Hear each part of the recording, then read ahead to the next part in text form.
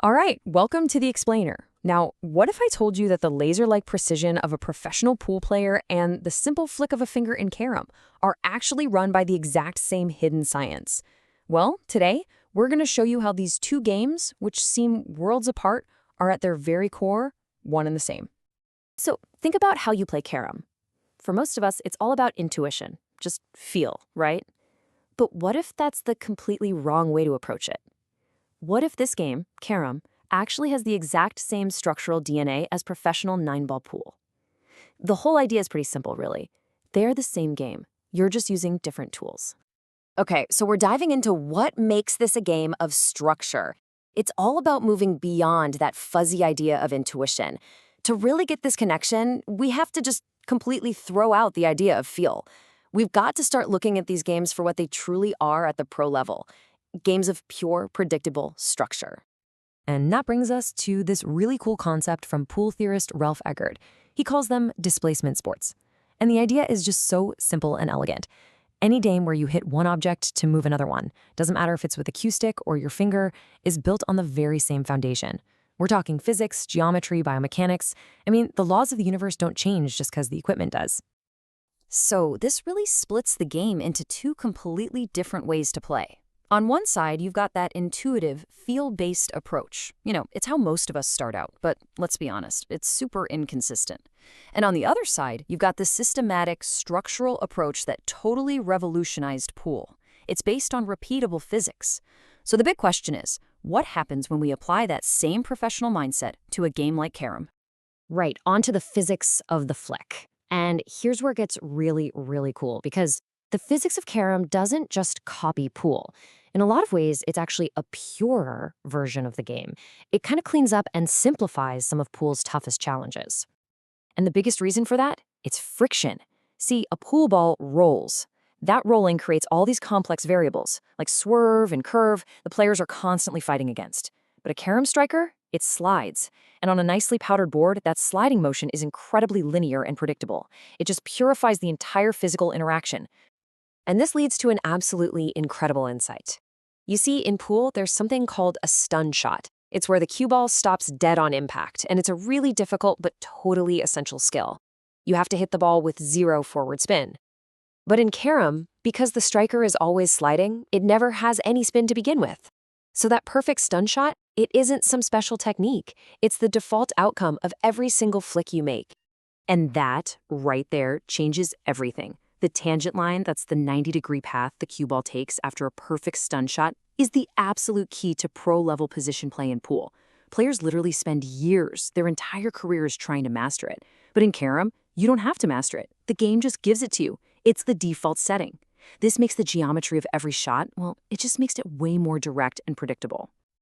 Okay, so if the physics are the same, it makes sense that the biomechanics should be too. It's time to stop thinking of your finger as just a finger and start treating it like it's a high-precision, perfectly engineered cue stick. Let's rebuild the mechanics. Think about a consistent pool stroke. It all rotates around a single axis, the elbow. It's like a hinge. Well, for a structural carom player, we just move that axis. For us, it becomes the main knuckle of your striking finger. And that knuckle, that's it. It is now the only hinge for your entire shot. And if the axis is the knuckle, what's the lever? In pool, the lever swinging from that elbow hinge is the forearm. In our carom model, the lever is just your finger. But the goal is exactly the same. A pure, straight-line motion right toward the target with absolutely zero deviation. Just a perfect, straight flick. And finally, part 3, every good machine needs a solid anchor. For a pool player, that's their bridge hand, keeping everything stable. For you, playing carom, it's the base of your palm, planted firmly on the board. By locking your wrist the same way a pool pro locks their shoulder, you eliminate all those unwanted variables. And just like that, you've built a stable, repeatable, flicking machine. So we've rebuilt the physics, we've rebuilt the biomechanics. The final piece of the puzzle is to rebuild your mind. We need to install a mental system that turns every hopeful guess you make into a deliberate, calculated shot. So top pros in any sport use a pre-shot routine, and we can adopt one from them called the OK trigger. It's 5 simple steps. 1, you calculate the shot, head up, analyzing the angles. 2, you get into your stance, place your hand. 3, you make one final check, line, tension, everything. 4, you give yourself the internal okay. That's the green light. And 5, you execute. The thinking part is completely over. Now, this system has one absolutely non-negotiable rule. We'll call it the cardinal sin. Once you give yourself that internal okay, you are 100% committed. You execute the shot, period. Any tiny adjustment after that point is a total failure of the system. If you feel even a flicker of doubt, you must lift your hand, get up, and restart the entire process from step 1. There are no exceptions. Okay, look, this all sounds great in theory, right? But how do you actually turn all these ideas into real skill? Well, I can tell you it's not by just playing endless games. It's by practicing with a structured and, most importantly, a measurable system. And this is it. It's called the Carrom Playing Ability Test, or CPAT, and it's directly inspired by how professional pool players train. This is not about winning. It's a specific set of drills designed to isolate and build fundamental skills. And the best part? Each drill gives you a quantifiable score. You know exactly how well you did.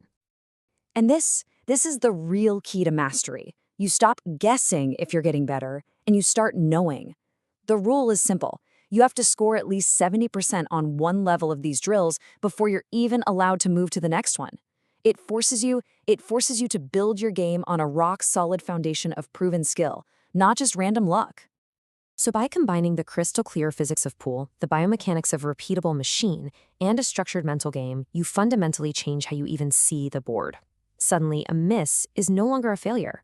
It's not a moment of frustration, it's just a piece of data telling you exactly what to adjust in your system for next time. Which leaves us with one final thought. The next time you step up to the board and miss, what are you going to see? A failure? Or just new information?